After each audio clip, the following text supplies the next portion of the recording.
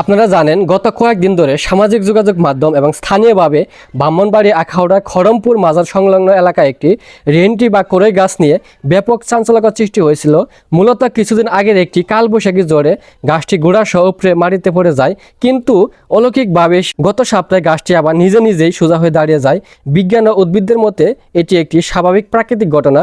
মাটির নিচে থাকা কিছু শিকড়ের টান এবং গাছের ডালপালা ছাড়ার কারণে ওজনে ভারসাম্য ফিরে পেয়ে গাছটি সোজা হয়ে দাঁড়িয়ে যায়, যাকে বিজ্ঞানের ভাষায় রুট স্প্রিং বা ইলাস্টিক রিকভারি বলা হয়। কিন্তু বিজ্ঞানকে উপেক্ষা করে স্থানীয় কিছু অসাধু চক্র এবং অতি ভক্তিপ্রবণ মানুষ একে অলৌকিক বা গায়েবী ঘটনা বলে প্রচার করতে শুরু করে।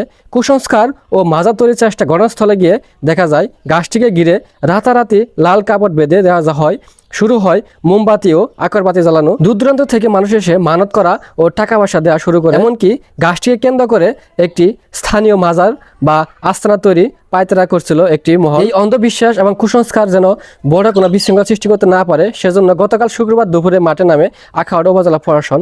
উপজেলা নির্বাহী কর্মকর্তার নির্দেশে স্থানীয় পুলিশ প্রশাসন এবং ফায়ার সার্ভিসের কর্মীরা যৌথ অভিযান চালায়।